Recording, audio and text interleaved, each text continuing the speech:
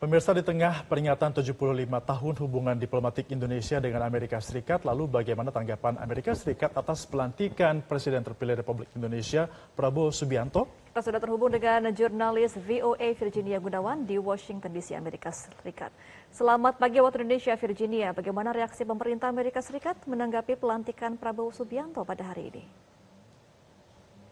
Ya, Gemma dan pemirsa Metro TV, pelantikan Presiden terpilih RI Prabowo Subianto termasuk salah satu yang sudah dipersiapkan pemerintah AS sejak sekitar sepekan yang lalu ketika Presiden Joe Biden ini mengumumkan utusan delegasi yang dipimpin oleh perwakilan AS untuk PBB, Linda Thomas Greenfield, bersama dengan Dubes AS untuk Indonesia, Wakil Menteri Perdagangan, Panglima Komando Indo-Pasifik AS dari Departemen Pertahanan, Asisten Menlu AS urusan Asia Timur dan Pasifik, juga Asisten Khusus Presiden dan Direktur Senior untuk Asia Timur dan Oseania dari Dewan Keamanan Nasional Gedung Putih. Jadi hampir semua aspek penting, kita lihat di sini ada Departemen Perdagangan, Pertahanan, tentu Departemen Luar Negeri, dan dari Gedung Putih juga ada dalam delegasi ini. Kepada Gedung Putih, VOA sudah meminta pernyataan terkait pelantikan Prabowo, namun biasanya pernyataan akan baru disampaikan saat atau setelah inaugurasi, termasuk bagaimana harapan dan juga fokus kerjasama dari kedua pemerintah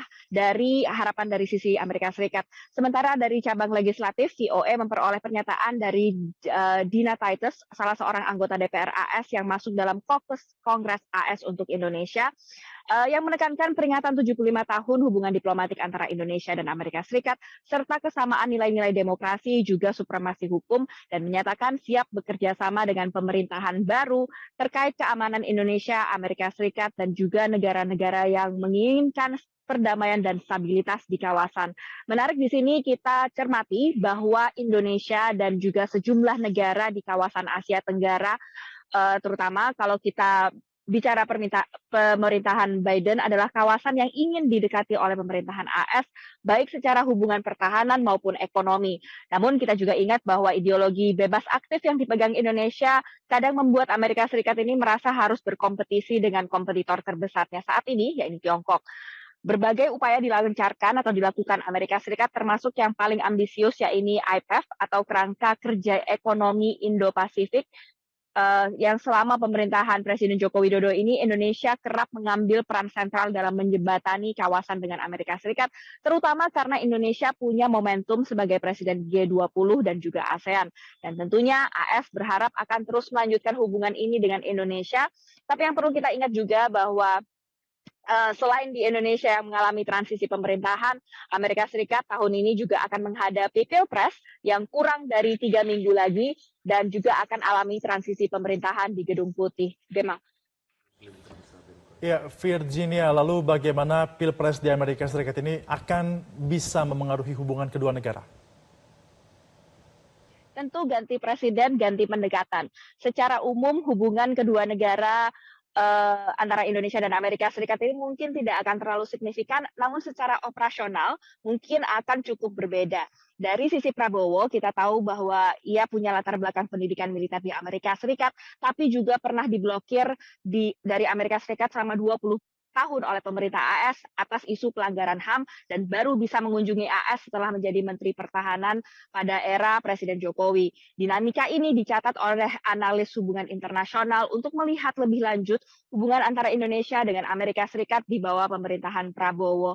Di sisi lain, di sisi Amerika Serikat, tadi yang kita bahas soal Pilpres, bahwa beberapa negara bagian ini bahkan sudah mulai melakukan pemilihan presiden. Dan kita akan melihat apakah akan ada pergantian signifikan dalam pemerintahan AS.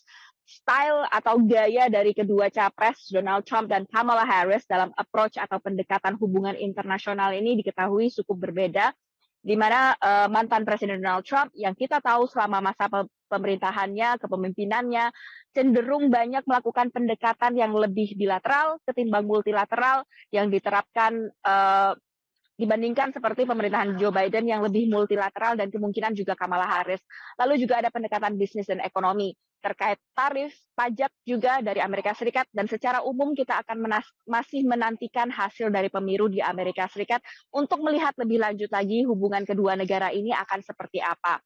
Nah, yang menarik untuk diaspora Indonesia yang ada di Amerika Serikat ini, kami sempat bertanya kepada beberapa kelompok diaspora, baik pendukung Prabowo pada saat pemilu kemarin maupun capres-capres yang lain. Mereka menyatakan bahwa awalnya beberapa ingin melakukan nonton bareng pelantikan Presiden Prabowo, namun karena perbedaan waktu yang cukup signifikan antara Amerika Serikat dan Indonesia, ini sekitar 11 hingga 14 jam ya. Jadi mereka memutuskan untuk menonton di rumahnya masing-masing siaran pelantikan dari Presiden terpilih Prabowo Subianto. Rekan-rekan. Baik, terima kasih atas informasi Anda, Virginia Gunawan langsung dari Washington DC, Amerika Serikat. Selamat kembali bertugas. Jelajahi cara baru mendapatkan informasi. Download Metro TV Extend sekarang.